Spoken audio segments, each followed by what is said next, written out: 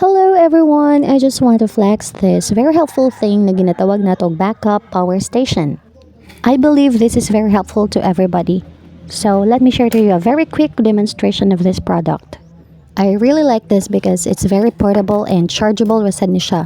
So this is the screen and ato na siyang i-turn on. So musiga na siya, mo light siya. Pag imo siyang i-turn ang iyang switch, turn on ang iyang switch, and then it has two plug nga pwede nimo masaksakan diha, and it also has two USB ports. Pwede ka maka-charge og cellphone or anything nga naga-use og USB ports. And also napod siya switch in the middle. So kana siya is para na siya siyang light diri sa kilid. So ato na siyang i-press. Ayan. So pag imo na siyang i-press, ma-turn off sa na siya kay switch man gud ng tulo. So pag imo na pa siyang i-press ulit, so ayan, musiga na ang iyahang emergency light.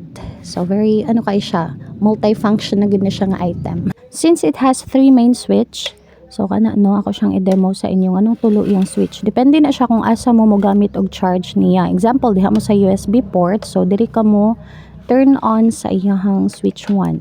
So mao day ni iyang charger. Ayan, it has a charger, and of course mao ni siya tong i-plug sa ato ang outlet to store o kuryente para magamit na to siya in terms of power outage. So ayan, tadada!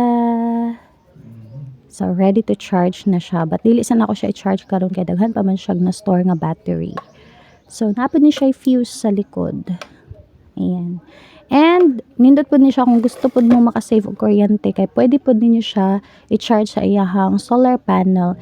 But for me, wala pa ko nakabay og solar panel kay mahal.